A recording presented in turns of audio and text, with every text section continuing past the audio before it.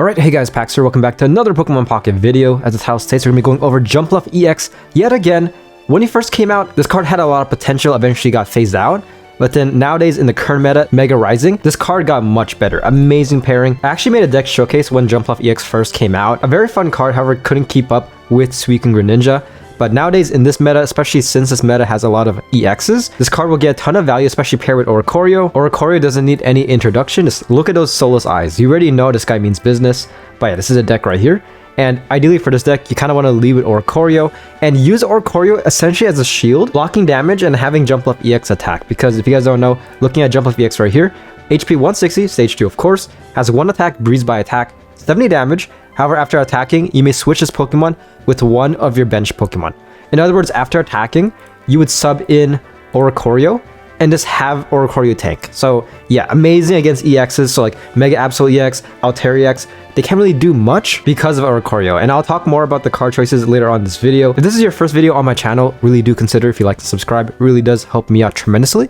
And without further ado, let's get right in to the deck showcase. Alright, here we are in our first battle. We are going against the Mega Altaria / Indeedee solo deck. And again, if you guys are in my deck showcases, how do you deck showcases? Usually go, I'm going to release 3 battles. First battle is a solo battle just to get the feel for a deck. And the next 2 are PvP. So yeah, at this point, kind of lead like this. Also, you could run this dual type. I've seen some variations where like they would run this deck with dual type. Running Psychic and Lightning will make it so that Indeedee can attack. But I feel like the main focus for this is definitely Wugtrio, and running dual type will definitely hinder your chances. I mean, granted, Wugtrio does require 1 colorless energy, but depending to RNG, you might run into certain scenarios where you get psychic energy like 3 turns in a row, which is not good with Wugtrio because Wugtrio, again, primarily meant to be a wall, but can still do 50 damage, and that 50 damage can do wonders. I mean, could just one-shot Jirachi. So for now, end our turn. And this is the ideal setup you want. So 2 Wugtrios. This will make it so that if your opponent does try to Sabrina or Repel, just sub in the other Wugtrio. And then Indeedee as a support. Again, not attacking, at least in this variation, but primarily as a support, healing 20 damage. And that could help out a lot. Alright, this is nice. Just like this, man. Our second turn, if I played Hoppip into active, then I could just straight up just start attacking. However, I did want to play it safe just in case because of RNG. I feel like in rank, you kind of want to play it like this, leading with Wugtrio. Because, I mean, depending on RNG, it might take you like 3 or 4 turns to get Jumpluff EX out. But, okay, this is pretty good. So, for now, I'm just going to do this. Applying a bit of active pressure because next turn Wugtrio can attack, while also being able to sub in Jumpluff. So for now, I'm just gonna end my turn. Let's see is an amazing support, just making sure that if you get pretty bad RNG, you can get all your basics out. But we're pretty much set at this point. All we need now are Cyruses, and we're pretty much chilling. So yeah, very straightforward deck, very fun, and just like very easy to get into in my opinion. And Jumpluff EX seems good now, but this EX has a lot of potential, mainly because it requires colorless energy. So this card could, like, let's say like in 2 months in advance, I can very much see like cards that pair very well with Jumpluff. Won't be able to kill Carbing, but next turn definitely can. And like this is what you want to do. At this point, I could just sub in this Wugtrio, why not? Yeah, this basically be a meat shield. This is the true sword and shield, man. This guy's a sword, and this is the shield with thorns. Sometimes it has thorns, especially when it's fed, but the main downside for this deck is that now we can't build up anything. So we can't build up the other Wugtrio if you want to. In this circumstance, because each turn we are kind of forced to feed Wugtrio, that's how we retreat. So we retreat, sub in Jumpluff, and just repeat the cycle. You could add an X speed so you can start feeding other cards, but I feel like that's not really that necessary, especially since I'm in Jumpluff EX. Another reason why I think this card has a lot of potential is because it only requires 1 energy. Like this one. Colorless, yeah, but just 1 energy, making it kind of reminiscent to Rampardos in a sense. Alright, Carbing survives 1 more turn, damn. But it's fine, we can just keep on chilling like this, slowly chipping this Wugtrio, but he doesn't care, man. This Wugtrio is just a nightmare bird. Looking at his backline, I mean, Jirachi can kill Wugtrio eventually, but Mega Altaria can't do anything.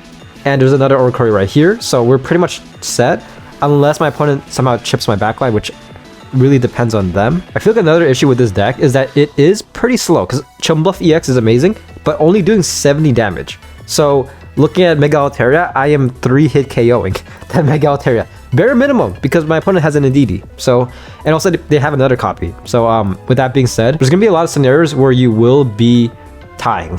Yeah, depending on your deck, like depending on your opponent's deck, there's going to be a lot of scenarios like that. But nevertheless, still very fun and consistent. Very easy to use. I feel like this is one of those decks that's very consistent.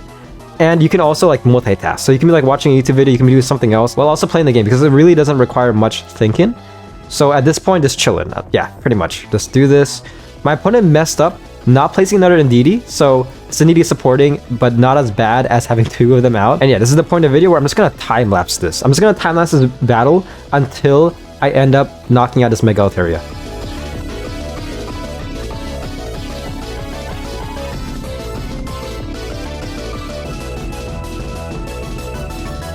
Alright, GG. My opponent decided to sub in Indeedee for some reason. It doesn't really make much sense. I could have actually one-shotted Jirachi with Wugtrio or my Jumpluff. However, I didn't want to do that because my opponent could just place another Indeedee down and I'll make the battle a lot longer. So I made a tactical decision to hold off in attacking. But yeah, GG, just like that. My opponent definitely could have just, with the Jirachi, could have definitely targeted the Indeedee or even my Jumpluff to mess me up a little bit. But of course, this AI has extreme tunnel vision just looking at this Wugtrio. Again, these solo battles aren't really meant to be hard. More so just like get the feel for a deck. And just like that, Wugtrio taking the win. And with that being said, we shall see how this deck performs in PvP. Here we are in PvP battle. Gonna lead with Chingling. Amazing. Just again, Chingling is just such one of the best baby Pokemon they've added in a while. Just like kind of revolutionizing the baby Pokemon in a sense. I mean, sure we had like Pokemon like Tyrogue, but I feel like just when it comes to disruption, you get so much value with Chingling. Alright, so my opponent's using a Rapidash, Ex, and a Heatmor deck. Heatmor could be some trouble since this card can, of course, chip the bench. However, we should be good as long as we can get Jumpluff EX out next turn. This is very good. This is a very nice setup right here. So we're just gonna play like this. Indeedee, amazing. We got the support as well. So if Heatmor does attack the hop up, you can heal up most of the damage. At this point, this might as well feed this Wugtrio. So next turn, if we can get Jumpluff EX out, we can do a combined damage in 2 turns of 80. It's enough to one-shot Heatmor. Getting a huge lead. The main issue we have currently is that we need a rare candy, man. Can we get a rare candy, please? Oh boy, I have 2 choices here. I could copycat and then try my luck to get a rare candy and a Jumpluff. But at this point, I might as well play it like this. So just very slow. Next turn, Jumpluff EX can get out, which is pretty good. I'm gonna do this. It's kind of a gambit. I'm taking a bit of sacrifice because next turn my opponent can just one-shot Chingling.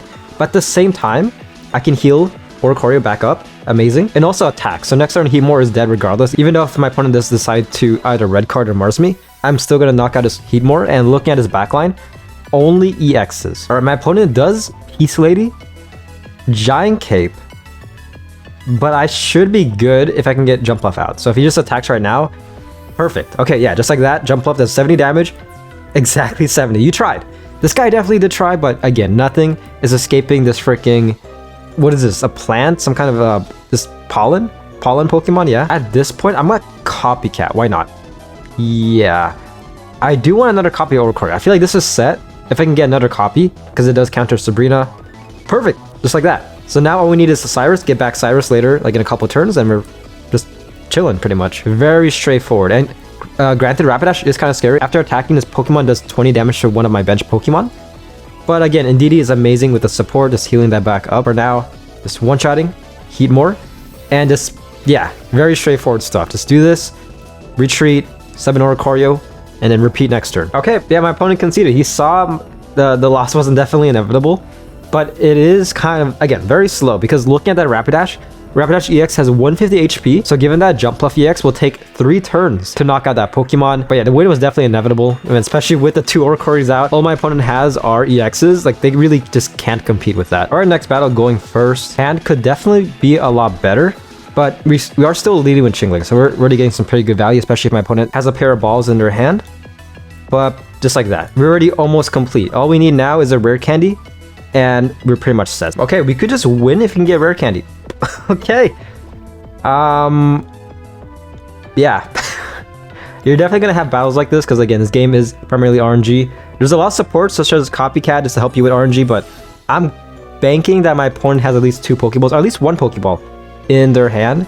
And just like that, yeah, just concedes, saving us time. Like this is like the duality of the deck. Super fast battles and super slow battles. All right, next battle, going second. But this is rather scary because Indeedee, I feel like this type of scenario, oh my gosh. Okay, deja vu. Getting deja vu. But I feel like ideally you don't want to lead with Indeedee because if your opponent does knock out this Pokemon, 1, you're losing a good support, and 2, they're getting 2 points. All right, this is not looking good for us. All we have is Chingling. And granted, I mean, Chingling could get knocked down next turn, depending on my opponent's deck.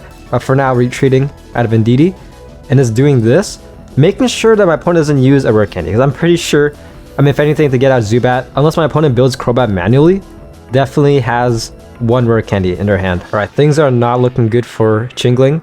At this point, I might as well, I could Copycat. I'm just gonna May. I'm gonna try my luck with May. Hopefully I can get a Hoppip. Jumpluff? Hoppip. Okay, perfect. But I can only choose one. What is this? Okay, play it safe like this. Next turn, I could Copycat depending on how many cards my opponent has. So right now, let's do this. Feed Hoppip. And rest in peace, Chingling. This guy's gonna get this happy Bell Pokemon is just gonna get utterly annihilated. So yeah, just do this. Slowly chip in next turn. Hopefully you can knock out Nihilego at least. Alright, Chingling is dead. Rest in peace. My opponent does Poison Barb, but keep in mind, Jumpluff EX does not get affected by Poison Barb because Poison will take into effect at the end of the turn, and then by the end of the turn, Jumpluff EX will be in the bench. So very good. And this is, oh my gosh, this is nice. So got Jumpluff EX, and then now my opponent has 5 cards. Copycat, dude. Copycat is such a fun card to use, especially given this scenario. But I feel like this trainer gets a lot worse towards the late game, especially if your opponent plays most of their cards. Can we get a Oricorio? This will be nice if we can get a perfect. Yeah, nice. And then next turn, we can just get our second copy of Oricorio out with Lucia. Just like that, doing 70 damage. And then, yeah, usually active Pokemon is poison, but guess what? Subbing into Oricorio. And then now my opponent really can't do much. They could very much leave with Nihilego, but again, Adidi's there to support healing up that poison damage. And despite that, I mean, my opponent has nothing now. All right, subbing into Crobat. The only way this guy wins is if they Sabrina, but they did not. Okay, perfect. Look at that. Oricorio, then I remember taking 20 damage, but Indeedee, do your job. Okay, no need to Lucia. Perfect, healing up that 20. And then now, sub out, beat Oricorio, attack with Jumpluff, sub out of Jumpluff into Oricorio, repeat. Just repeat that cycle, and if my opponent tries to run, you got 2 Cyruses. Alright, getting a little scary, but it should still be fine. My opponent is doing 40 damage now because of the poison as well as Darkrai's ability. Only being able to heal half that damage, but at this point, we're pretty much smooth sailing. So let's do this. Same thing. Yeah, this deck is so much fun, man. I mean, you're just pretty much chilling. And I feel like that's the main issue with this deck is that, like, again, Jumpluff EX only doing 70 damage. Very slow. So if you have very low attention spans, then the deck might not be for you. But at the same time, I mean, it's good from multitasking. Again, you could be watching a YouTube video. You could be, like, I don't know, working. Pokemon Pocket aside. And yeah, it should be GG. Opponent could heal up with Lily, but we have 2 Cyruses. Does red card. But there's still a high chance that we're going to get at least 1 Cyrus. There we go. And there we go. Okay, perfect. All right, GG. Yeah, just like that. Just my opponent can't do anything. Just as soon as you have this combo out, as long as you have like no hiccups, like little to no hiccups, there's nothing your opponent can do. Like there's really nothing they can do, especially in this meta. All right, next battle. I'm going to do one more battle in PvP battle, and then the last battle will be in ranked. But okay, so leading with Suicune Ex, again, Chingling gets a lot of value just to make sure that Greninja does not get out, or at least takes a while to get out. Another issue with this deck is that you have to have a very good early game for this deck to be viable, especially in higher ranks. So very straightforward. Opponent feeds Suicune, gets another Suicune out. This is good because we have Copycat. So depending on how things work, okay, my opponent Marses. Okay, making the decision for me. Could help us out though, because we got Oricorio, we got Hoppip. All we need now is a Jumpluff, and we're pretty much set. All right, perfect. This is an ideal board layout right here. Jingly noise, again, making sure my opponent can't use any Pokeballs. Next turn, my opponent can just one-shot Jingling, but we can get Oricorio out, and we got another Oricorio right here. So our next turn, we can place another one down. Oricorio being a wall, while also chipping Suicune Ex. So this is pretty good. All right, at this point, if I can get I was gonna say a Copycat, but we got Cyrus. Okay, Cyrus is good, but primarily used towards the late game. Yeah, very straightforward. Let's do this. This is all we could really do. That Froakie is scary though, because my opponent can just Cyrus Greninja and just like, I don't know, start targeting Hoppip, go for Indeedee. Oh yeah, dude, please give me Copycat. I very much need it. I'm getting a lot of value. Next turn, my opponent will have around 6 cards. Interesting. Okay, my opponent used X Speed. I think they did that to counteract Copycat. If you guys are curious, the person I'm going up against is in Master Ball. So that's interesting. It might be a very tactical decision right there. Building up for Greninja, I'm assuming next turn my opponent is planning to evolve into that stage 2, which is not good for us because Greninja can just one-shot Oricorio. but nevertheless getting a lot of value right here. All right, perfect. Suicune EX is at 20 HP. This is one of those times where you just kind of wish you had Guzma. Essentially taking Suicune EX off of life support, not good yet. I feel like the biggest threat here is Greninja, definitely. I might have just lost right now. Okay, GG. Just like that. Yeah, against Suicune Greninja, I feel like this deck does kind of struggle because you want to have your whole backline basically built to be the most effective. And again, I had a very kind of questionable start in my opinion, but nevertheless against other decks, I feel like this deck does thrive in. Just aside from Suicune Greninja, that's why that deck's on the top. Like, it's so good, just chipping the bench, and overall, it's very hard to counter that monstrous duo. All right, here we are in ranked. Hand is pretty scary. I mean, granted, we can Lucia, so we could get Oricorio out. All we need now is a rare candy. No, okay. If you can get a rare candy, we're pretty much cooking. Next turn, Jumpluff can just start attacking. Might as well chill like this. All we could do right now is end our turn. RNG, harder cards, please, man. I don't need Cyruses right now. I need them later on, but currently, I mean, all this 20-year-old man is doing is just giving me just judging me, pretty much. Just judging my life. Oh, okay. Red cards, or was that Mars or red card? Okay, now all I need is a Jumpluff. This nice. Our next turn, Hoppip will die. At this point, I might as well feed his Oricorio and just lead with that, pretty much. Not good, man. All I need is a Jumpluff, and I'm pretty much set. I can just feed this other Hoppip and just start this mollywhopping my opponent's Sylveon EX, or I'm assuming Espeon. Still no Jumpluff EX. At this point, I could place Indeedee, but looking at my opponent's deck, I feel like this might be better, just to counteract if my opponent does decide to Sabrina.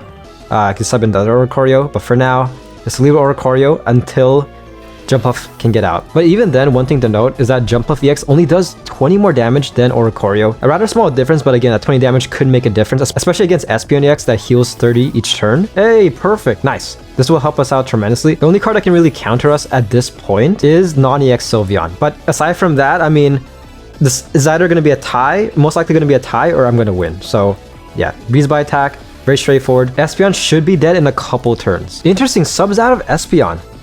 Okay.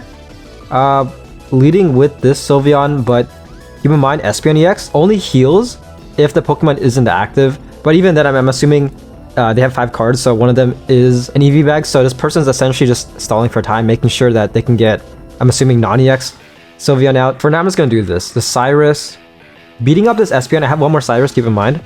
So we just do this, essentially making it harder for my opponent to start building up this Eevee. The non-EX Sylveon does require 2 energy to attack, so yeah, very straightforward. Just rinse and repeat, essentially, at this point. Just rely on Cyrus, and that's pretty much it. Okay, this is either a tie or I win. Alright, I thought my opponent was playing for the non-EX version, but subs in Espeon EX can't do anything. None of my Chingling or my Jumpluff aren't damaged. And if my opponent's Sabrina's, I've subbed in the other Oricorio. So, alright, I'm gonna do another time lapse because I feel like it's gonna be a very long battle.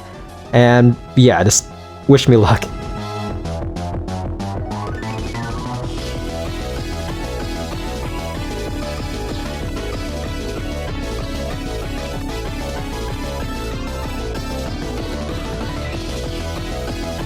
Okay. Oh my gosh. Opponent just gave up. He's like, you know what? Screw this, man. In hindsight, I probably should have saved that Cyrus towards the late game, like towards this part of the game. But I overestimated my opponent. I thought they were gonna pull freaking the non-EX Sylveon, but of course not. If you guys are curious, we got up to turn 21. Again, coming back to the duality, we're gonna have we had a short battle in this deck showcase, and of course we had to have a very long one. And at that point, it was looking to be a tie, but my opponent was like, you know what, screw this, man. You know what, you win, you take the dub. It's props to you for using Jumpluff EX. My time isn't worth this suffering. And yeah, that's the Oricorio / Jumpluff EX deck showcase. Very fun deck. I feel like if you want to invest into a deck, this is a pretty good investment because for one thing, Chingling is good, Indeedee, good support, Oricorio just always going to be good unless they add kind of a nerf to abilities, especially his ability Safeguard. And in Jumpluff EX, a lot of potential. I can very much see this card being super meta relevant, even like 6 months in advance, especially if they add a very broken card that synergizes very well with this Pollen Pokemon. And again, this Pokemon requires 1 colorless energy, and I'm using, as you can see, using Lightning, so its potential is really limitless. And given that, I mean, again, as mentioned earlier, you could very much run this deck dual type, running it with Psychic. That's going to allow Indeedee EX to potentially attack.